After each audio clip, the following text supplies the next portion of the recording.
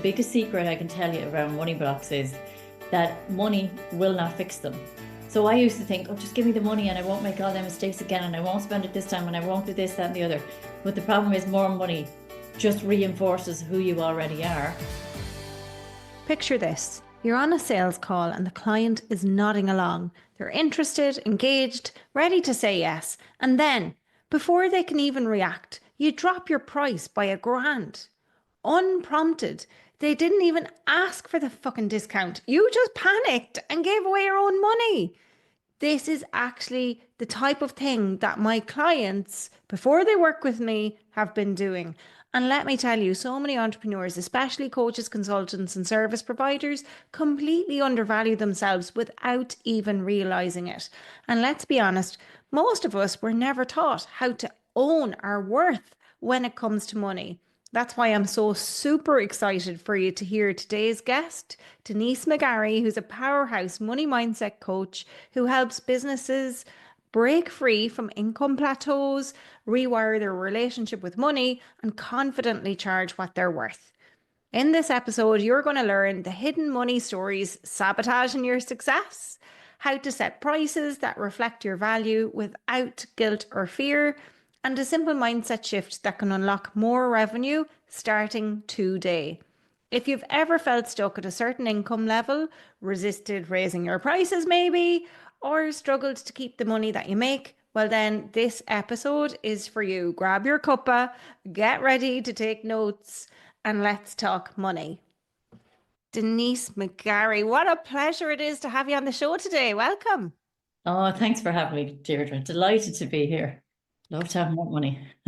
Let's talk about money. I'm going to go straight to the elephant in the room, Denise, when it comes to money. And that's, why do so many service-based businesses, coaches, consultants, service providers, why do they feel guilty about charging premium prices? What the fuck is that all about? So normally it's a money block. Honestly, it's a mindset. We could dive deeper and deeper, but let's be simple. It's a money block, pure and simple.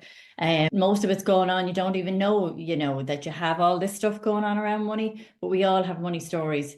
And normally if you're undervaluing yourself, you're not charging enough, like we've all done the undercharging thing, but it's because you're just blocked around money somewhere.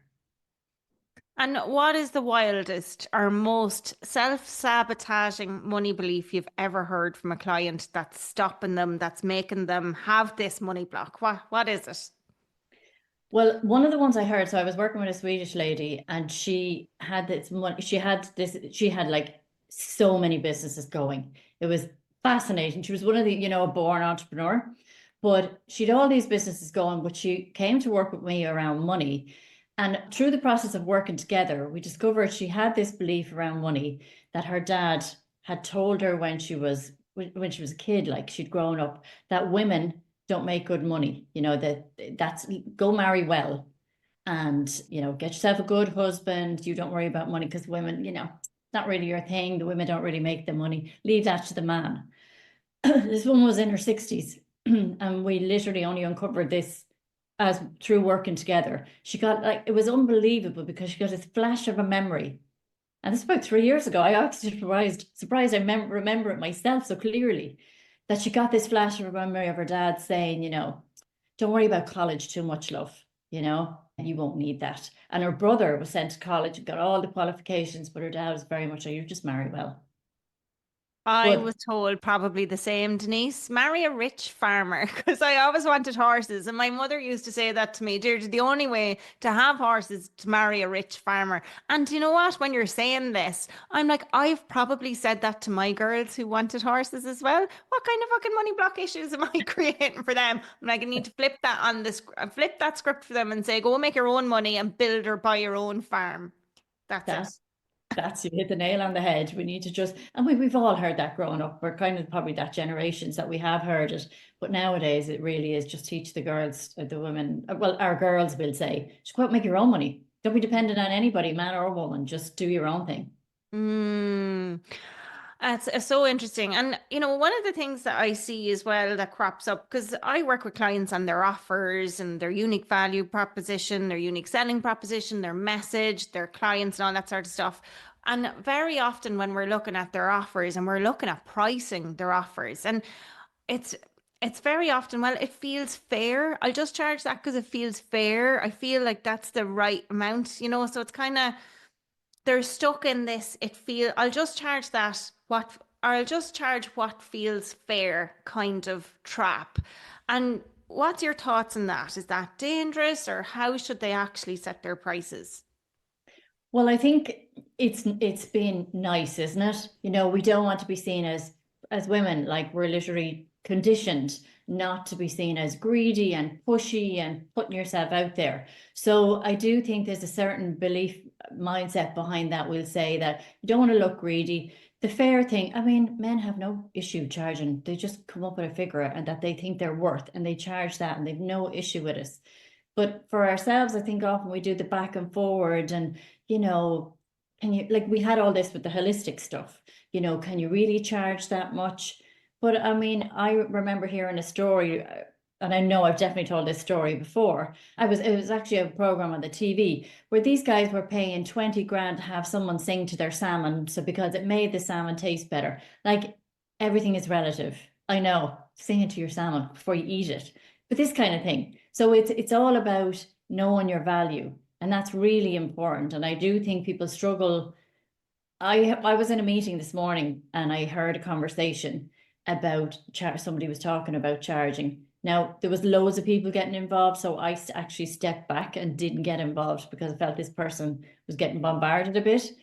But the prices that they were throwing out that they wanted to charge for coaching a group of 10 people, I said, you know, I'll have a conversation on the side, you know, but yeah, it was crazy stuff. You couldn't make money. Right, ridiculously low. And if you're a man listening, I'd like to hear what your thoughts are on this. Are you the type of guy who charges or feels comfortable charging what you're worth? Let me know. You can comment under the show notes or send me a message on LinkedIn or Instagram. But that's really interesting that people do that. I really do see it all of the time. And it is mostly women, I have to say, from my clients who I've encountered, it is mostly women. But I think, you know, one of the things as well that I try to say to people is that, you know, selling something that's €100 or selling something that's €100 or selling something that's €1,000 or €10,000, it's not any harder selling the bigger price thing in my view.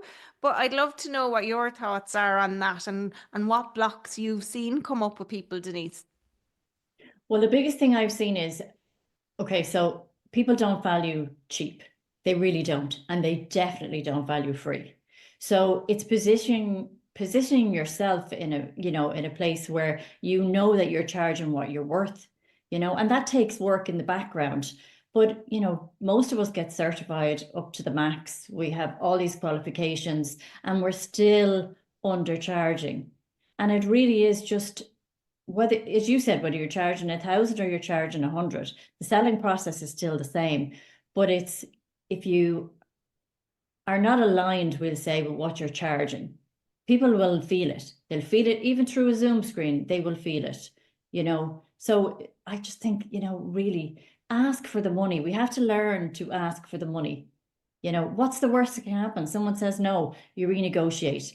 People will negotiate you down, but they will never negotiate you up. So learn how to negotiate for yourself. And do you have a technique or tip that you help people with to ask for the money? So the first thing I do with people, if they're in this predicament, is to sit down old school, not with a computer screen. You really need to do this with a pen and paper because of the message it sends to your brain. And sit down with a pen and paper and start writing and writing, writing out all your qualifications, writing out everything you've achieved. Because when you see that looking back at you on the piece of paper, you start going, wow, oh my God, I'm worth every penny. I'm actually not charging enough. And it gives you the confidence then to go and ask, because it's all about confidence, especially if we're starting out. We're a bit like, oh God, I don't want to ask for too much money, you know. When people are still doing that 5 years later. I was working with a woman probably last year now at this stage, and she hadn't increased her prices for 7 years, and she was flat to the mat with work. She couldn't take in any more clients. I'm not surprised, but that was a pure money block because in her mind, she couldn't justify the price increase because the work was the same, but it's not the same. And the Mm. world is not the same as it was 7 years ago. So up those prices.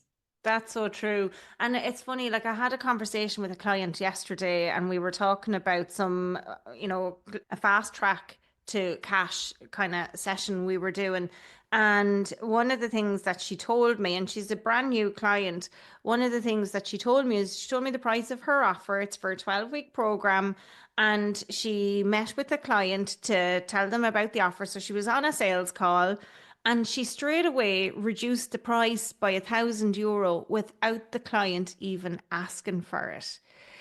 And she was like, oh my God. Like she was saying to me, Deirdre, why the fuck would I do that? Like, you know?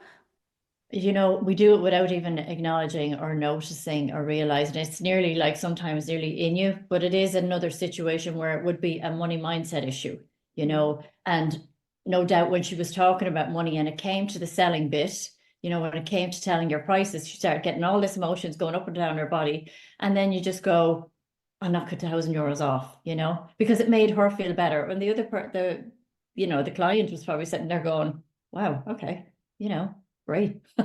They're going to be delighted. But it also can spark something in them with their money mindset of, well, if you're this good, why are you reducing your prices? We haven't even had a conversation yet. And there's also a whole mindset about people. When you're expensive, people they do believe that you're really good. If you're going to work with a coach who maybe charges 20 or 30,000, you're kind of going, they must be amazing. So there's a whole mindset piece. So being careful what you put out there, even on a call, because it's working through their money mindset and their money blocks as well. And what about the part, Denise, where you're literally having the conversation and you're saying what your price is? Because I think that's the part I feel from a lot of my clients and maybe people listening. It's like it's getting the bottle to say that this is your price. And I know, and this has been my experience as well, is every time I've put up my prices, I've silently, secretly inside my head shit myself, thinking they're gonna say no because the price has gone up, you know? So, what can you do or say to yourself to prep for that call, knowing that you're going to be telling them the price, but feel confident in communicating it? Absolutely. I mean, I think one of the most important things in that situation is to practice. You need to hear yourself say it in your own head. I would record myself and I would hear yourself saying the new price back. Because just on your subconscious mind alone could make you just blurt out your old price. And your nerves will kick in when you go to say the price. Once you've done it once, the fear is all gone out of it and you have no problem, but it's doing it that first time. So I always say to people, if you're increasing your fees as well, just practice the new price. And once you hear yourself saying it, it gets so much easier. But Mm. definitely practice and don't wing stuff like that because the old stuff will come out. Or like that case, you'll just get so nervous yourself that you'll start discounting. Yeah, we don't want that. We don't want that. And Denise, have you come across anything for, let's say, how can someone tell if they're undercharging when maybe openly they're not discussing what their fees are with other people? Like, are there red flags? Well, the first red flag would be you feel it. Because if you're undercharging and you really know deep down you're undercharging, but you're afraid to charge more, you'll feel it in your body. As in, you won't be as fulfilled as you could be. You'll know that, like, you're giving away giving away the farm, like you're giving away everything. You want to be, if it doesn't feel good, that's your first indication. Because I always said everything starts in the mind. We know that. You have your thoughts, which turn into your beliefs, and then your emotions. And we don't always know what we think or what we believe, because that means a deep dive, but you'll always know how you feel. So if you have that, what's the point, that icky feeling, that's normally your first indication that you're undercharging. And if you're worried, then you need to get some help with either a money coach, talk to people. See, here's the thing, there's so much secrecy around the money. We keep we're not talking about what we charge because we're worried about what people will think. But if we open up the conversation, then we'll all be charging more because we'll all be comfortable about it. That's so true. And I mean, I worked in banking. So, I mean, I'm very comfortable talking about money and I'm quite open in talking about money as well. And recently with my team, I even show like my team are all contractors. They're not technically employees, but we meet every Monday morning. I'm so transparent that they know how much money I'm making, what my overheads are, what my costs are, all of the things. That's how transparent and open I am about talking about money. But I wasn't always this way because I wasn't brought up that way. But I think having a career in banking has helped me be more open about it. And I think it's not been afraid to talk about it online as well. Like I'm not afraid to talk about how much money I make. I was first because I thought, oh, there's so much shame in saying how much money you're making if it's not a big number, if it's not six figures. And for the first 2 years in business, my money was I made 36,000 the first 2 years, the same money, and it was like I'd hit a plateau. And I think what was happening was I had some hidden money stories that was keeping me small, but I didn't even realize it.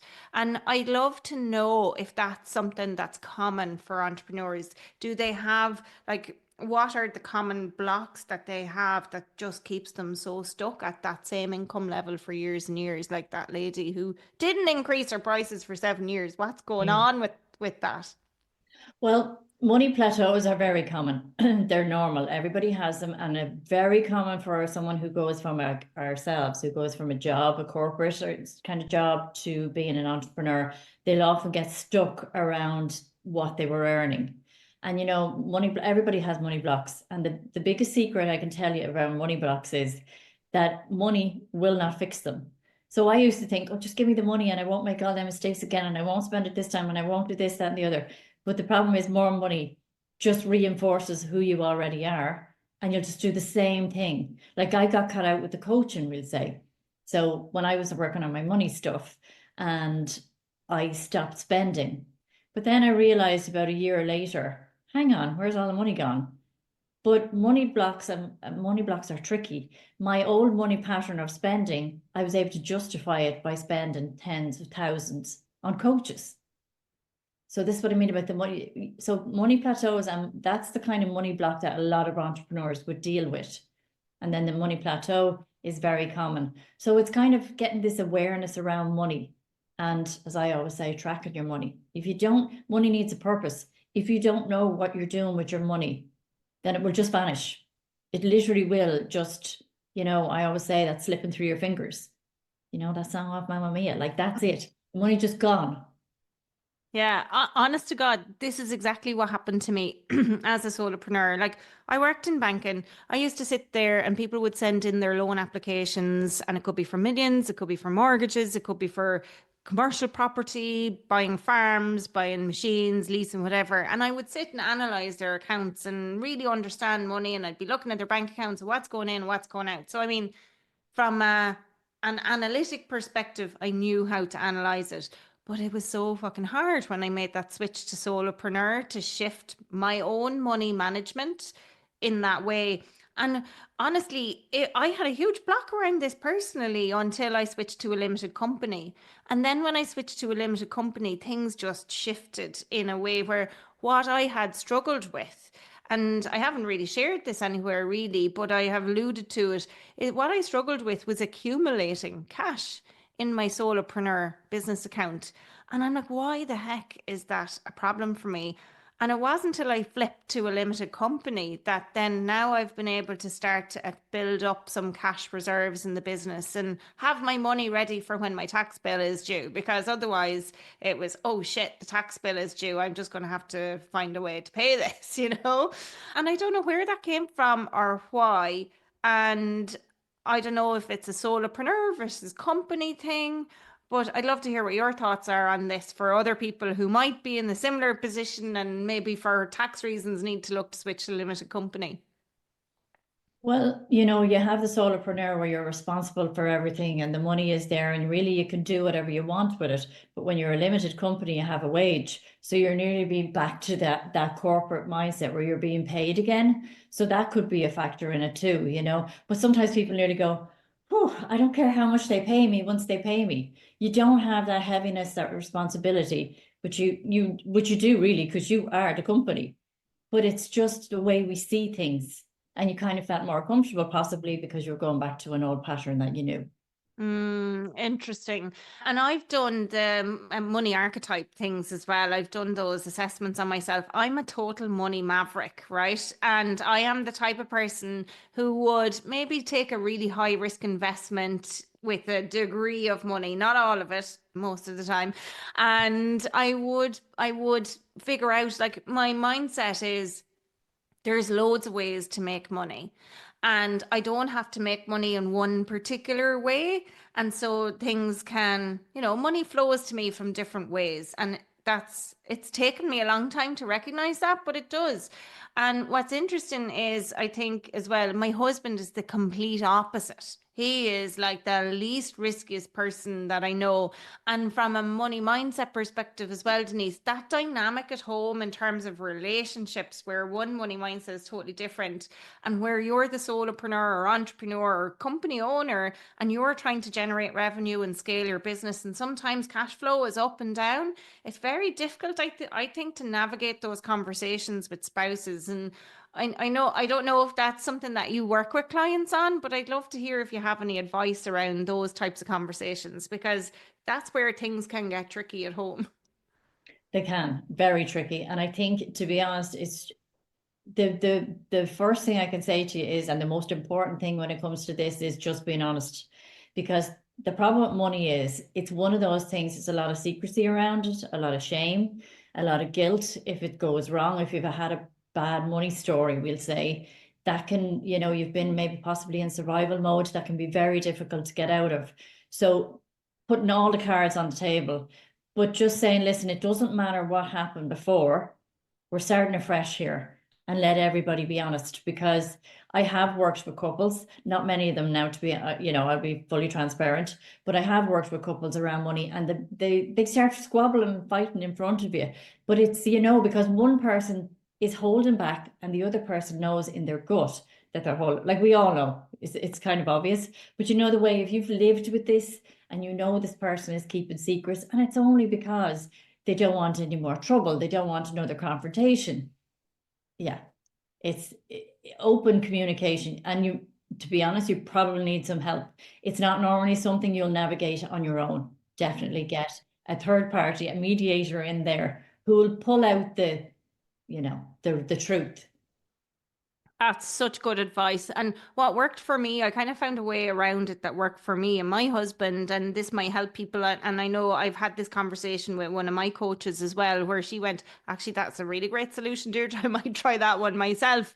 My husband understands numbers. So with the company, once I set up the company, I got a new accountant. She's put me onto zero. So I got my husband to help me create my budget for the year. And then once a month, we sit down together and we look at the revenue that's coming through the company. So he's really aware of how much money the company is making, and, what we can use and take out in a tax efficient way without evading tax. We're avoiding it, let's say, in the best possible way, what to spend or where we can spend. And that's really helped. And it's, I think I didn't feel comfortable doing that, funnily enough, when it was a solopreneur, but I think having the software and the accounting system has made that easier as well.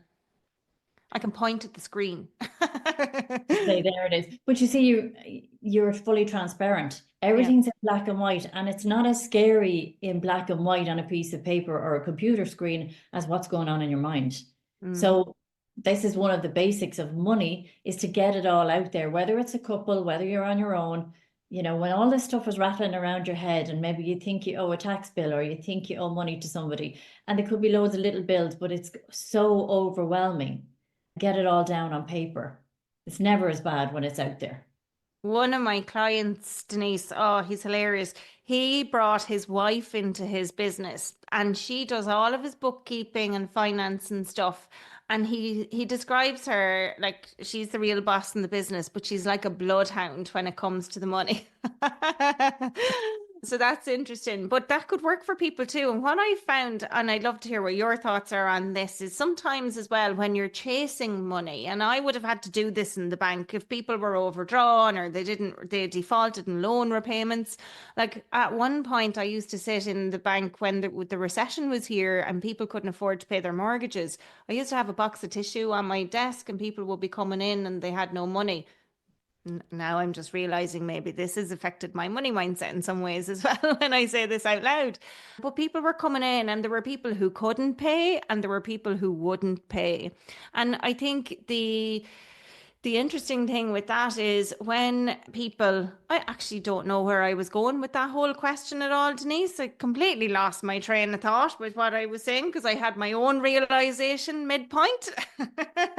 It's interesting what crops up once you start talking, isn't it? That's what money, and that's what I mean about this money stuff. It's sneaky, you know. You just get these, like that lady from Sweden. She got that, like you did there. She got this instant download and went, "Oh my God!"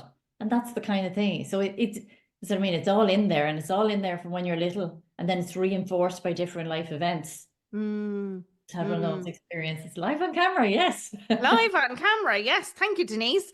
But yeah, what I was going to say was it's that collecting the money and chasing it a little bit where people default and kind of what I found as well. And my coach gave me this advice in like week one of business is Deirdre, put a man's name on your invoice stuff and say, I work for Deirdre part-time. This is my invoice going out. And because people are more inclined to pay men when they're chasing the money than they are women. What's your thoughts on that part, Denise? Yeah, I think we've all done little things like that at the start, you know, just to kind of get the money in. Yeah, I wouldn't do it anymore, but yeah, I've done some little tactics like that myself just to, but it's really, now that I've doing this a while, that kind of thing just really irritates me because I'm like, yeah, we need to just step up. But it's all part of changing the narrative around money and changing the money conversations that we're having. But chasing money is not easy, you see, because it does bring up your own money stuff as well. Exactly like Mm, happened to you. You know, mm, sitting in a room with people upset over money, of course, there's going to be some residual left of that for you. So you're mm. working through it now, that's great. Yeah, I'm aware of it now. I can work through it. Thank you. That's interesting.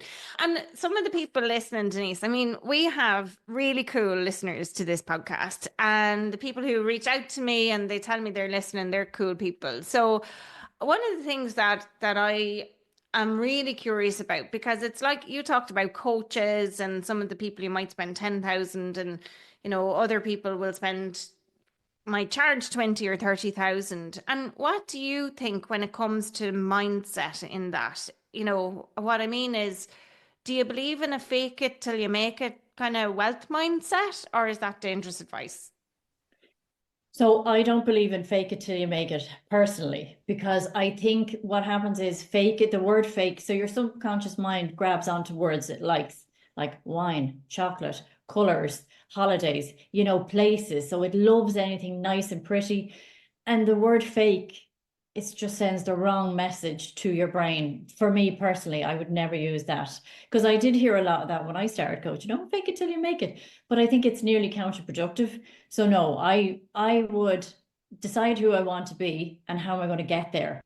You know, this kind of I will definitely show up as if I'm this person, but not faking it till I make it. No, Mm, that's me personally. I just think the word fake, it's a bit like I don't really like the word budget. The few words I don't like. I don't like budget because it reminds me of diet. And I don't like fake. I don't like anything that sends a message to your brain, maybe of lack, scarcity or deprivation. Anything like that. You just because all so much of this is happening in the background that we don't know about it. That's automatic. It's just been we need to be really careful of the messages we're telling ourselves. I love that. I'm never going to use the word budget in my vocabulary again. It's going because you're so right. The minute you said it, it brought up, I'm like, oh God, before you even said lack or scarcity, that's where my brain went to. It's like, that's what I used to have to sit with people with and help them work out their budget and calculate all that shite. And it's good to do once a year, but it's more about planning and how much residual income you're going to have to do the things that you love, I think. And one of the the other things is in relation to this that I'm curious about is money goals. Like a lot of people I meet, they're wonderful. They're very purpose-driven entrepreneurs, and I love those types of people. I really love to work with them. And they don't have money goals, and not because they don't want to have them, but they don't even know how to go about start setting them or setting them in a way that excites them and motivates them. So what would you recommend that people do in with regards to setting a money goal? So I think especially if you're starting a business, a money goal is, and even if you're not actually, like you don't need to be a business person or bad with money to do this stuff. Like everybody needs this.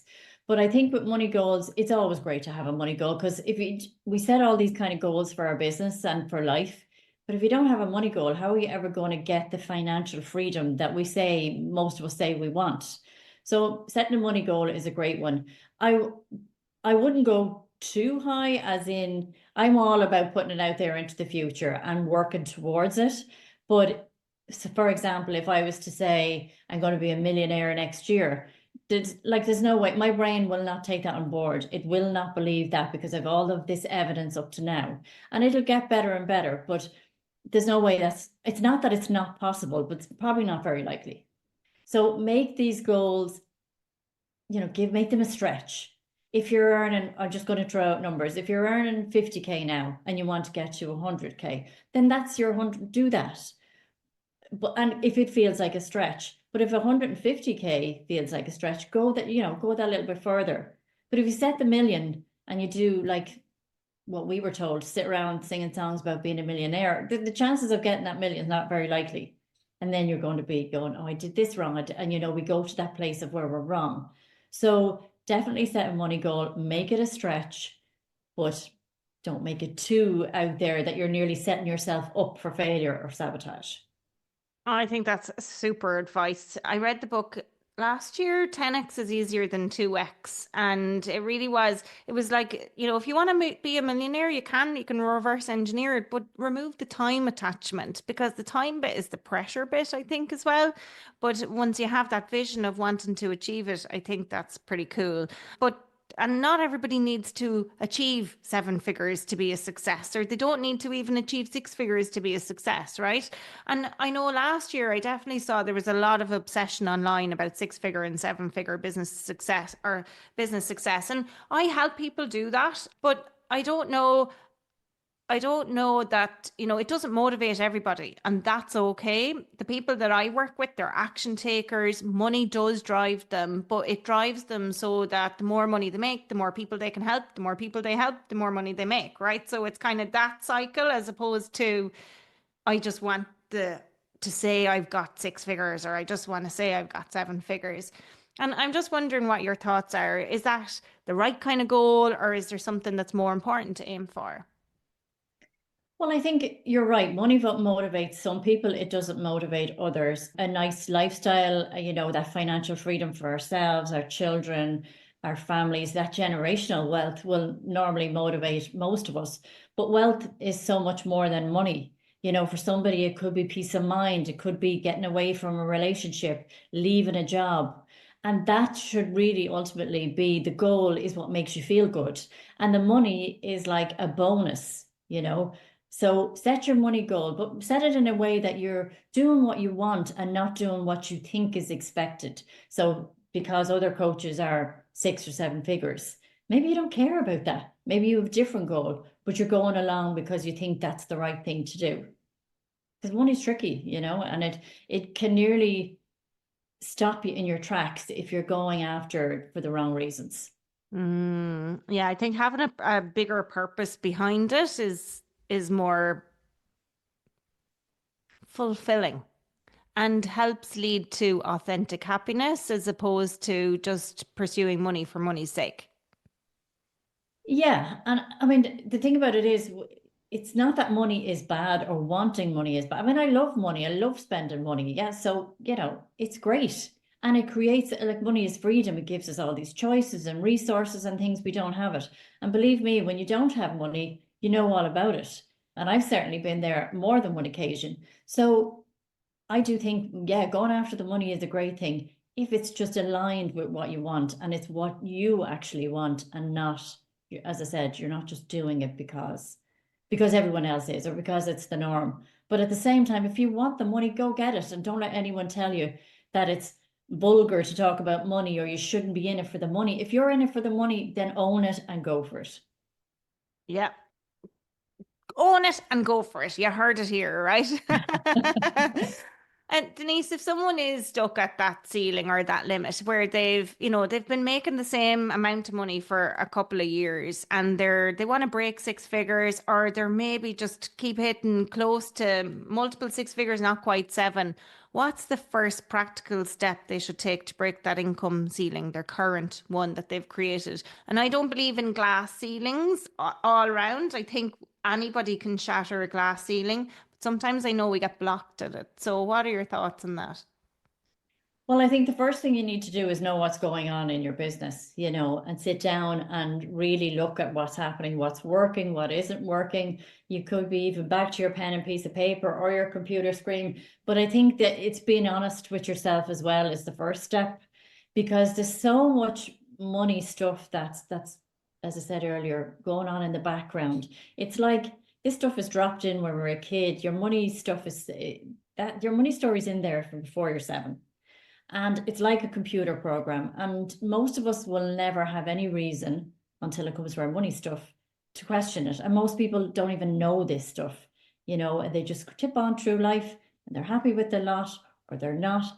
And that's the way this money stuff works. So if you want to up it and you're really feeling stuck and you just can't get where you need to be, just get real honest with yourself, because something's not working. You might need a money coach. You might have hit an income plateau. The problem is every time income plateaus are normal. And if you get to your 50K income plateau, you'll probably hit another one at 70 and another one at 100. So you'll have to keep doing this work over and over again. But not to frighten anybody, the first time's the worst. And then you get the awareness of it and it's easier, and you get tools and you tricks and you see it coming. You get that feeling that you know what's going on with you now, and I need to do a bit of work on my money stuff. That makes total sense. And I remember reading something as well, let's say about, you're making the money and money makes you rich, but assets make you wealthy. And one of the things that I've certainly experienced in my business, not personally and definitely not in my personal career, but was like making money is one thing, keeping it is another, just like I spoke about a minute ago. But let's say whether it comes into the business or you're withdrawing it as a salary, what are some habits that you would encourage people to take so that they can hold on to their money and use it to grow their wealth by investing in assets? Yeah, I mean, I suppose one of the things that I do teach people working with them is around these money behaviors and money habits, because 80% of your money stuff is down to your behaviors and only 20% is knowledge. So you can know all day long what to do. You just don't know how to do it because you've all these money patterns from God knows when. And the more money you get, you'll just repeat the same habits, like I did with the coaching. So it's getting to grips with creating these great money habits. Have your business stuff separate. And if you're at six and seven figures, you definitely, well, if you haven't got these basics sorted, you would, that would be a problem. But keep having your tax money ready, have everything separated. You'll probably have a team by then, and keeping, whether they're employees or like yourself, that they're, subcontractors, just keeping everything right. Get somebody in to do it for you. If you have money stuff and money is something that you feel constricted around, then you need to get someone in to do it for you. Yes, you need to do the money work, of course you do, but you also need to bring in somebody that will help you. While you also have a money coach helping with your money behaviors, because you want this stuff to be forever. You want to really kick it up a gear so that you can teach it to your kids, and you're creating generational wealth then as well. Love that, because it is about legacy at the end of the day, and we all want to like pass on something. Although myself and my husband kind of say, well, they'll get enough. We'll live it and enjoy it and spend it as we go to a degree. And let's say some people might have money behavior challenges. I'd love to hear what are some common ones so that people can become aware of the typical money behaviors that are causing them to spend all their money rather than accumulate to grow their wealth. I suppose the biggest one that I come across is people just not tracking their money, like they don't know where it went. And it doesn't matter how much they make or how much their pay increase or how many new clients they get, they don't have any more money than they had before. Because I do on a Monday, as I call it, a Money Monday. So as I said to you, the budget thing, it's not, just doesn't align with me, but I always track everything. So I know where my money is going. So I see the gaps, I see the patterns, I see when I'm like, oh, I need to cheer myself up, so I go out and buy something. And I have money, like, for all the world, like Revolut with your vaults, have fun money, have things allocated that you can live a nice life, but that you're also saving, investing, educating yourself around all these things. Because the biggest thing that I do find is literally what I said there, is that the money just slips through their fingers. People don't know where it goes. Tapping your card, there's literally scientific evidence that using cash sends a message to your brain, and then we're much more aware of what we're spending. Whereas when we're tapping our card or now tapping our phone, it's not real, where it's not actual money until you look at your bank account. And you ever had those months where you're like, well, it was really good this month and I didn't spend anything and it was great. And then you check the bank and you're like, what? Oh my God, where's all my money gone? And then you go through your statement and you're like, oh yeah, I remember this. And that's the kind of thing that happens. So that is the biggest thing. The money just doesn't matter how much you make, it vanishes. Like I said, money doesn't solve money blocks or money issues. That is definitely going to be one of my key takeaways from this, Denise. Money will not fix your money blocks or issues. And like something I see as well that's happened to me over the years in my business is when friends and family come in, and let's say from a revenue perspective, not necessarily like a habit well, maybe it is a habit or a behavior, but I see it's not just me, but clients do this and peers do this as well, is where they give people mates rates. And I think people should be a bit more boundaried around that and set strong financial boundaries where maybe they don't give the mates rates, but family and friends usually expect them. So what's your best advice around that?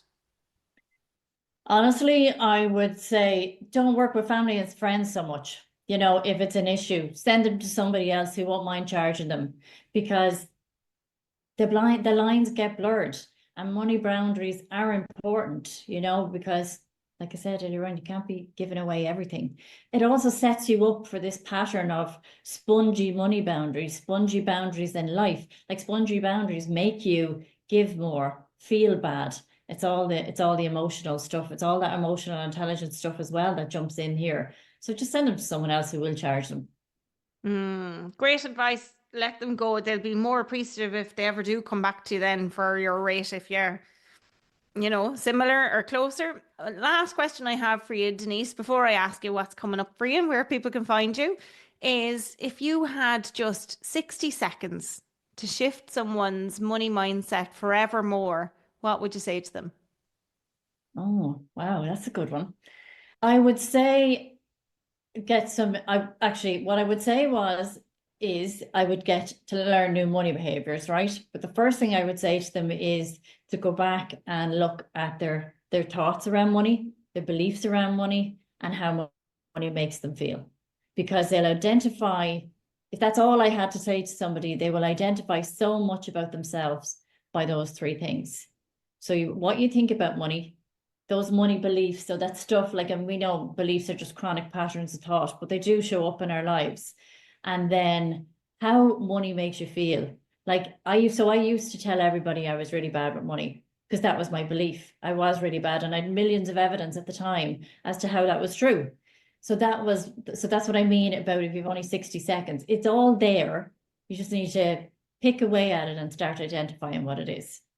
Brilliant. What a way to wrap up. Denise, amazing. Tell us what's coming up for you. Where can people find you and how can they work with you? So you'll find me on Instagram, LinkedIn. Okay, I'm a bit wishy-washy with the on Instagram. I'm working on it. It wouldn't be my favorite place, but you'll find me on LinkedIn. I'm going to start a new financial coaching course coming up in May. So that'll be a 6-week program where we'll cover all of the stuff, getting your money behaviors, your money habits, getting to the root problem, the root cause of your money stuff. So then when the money comes, you'll be all set up. on how to manage it and how to deal with it. And that'll be in May. So yeah, there'll be loads happening. So just hook up with us on Instagram, LinkedIn, it'll all be there. Fantastic. Denise, pleasure having you on the show. Thank you so much. Oh, thanks, Deirdre. Loved being here. Fucking hell, I did not expect to have my own personal breakthrough when talking about money on that. So I don't know about you, but I definitely felt that that whole chat with Denise was absolutely packed with gold. Let me recap on some of the notes that I took. First off, your money blocks are sneaky little buggers. Your pricing struggles probably aren't about numbers, they're more about mindset. Confidence sells. If you don't believe in your pricing, neither will your clients. And the third one, the biggest money shift that you can make today is to start tracking, owning, and talking about money instead of avoiding it.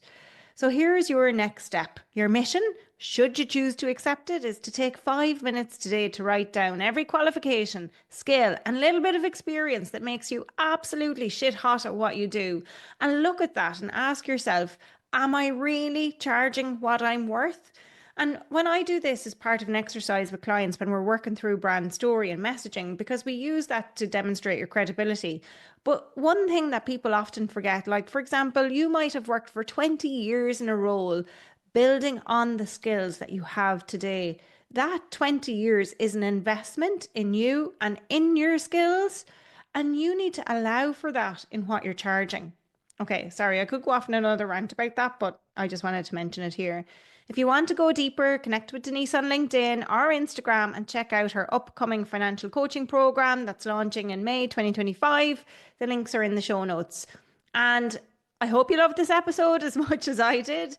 And if you did, please share it with a friend who you know might need a little bit of a money mindset boost. And don't forget to follow, rate, and review the show wherever you're listening today to help us keep bringing you powerhouse conversations just like we've had with Denise. Until next time, own your worth, go get that money, and master your business.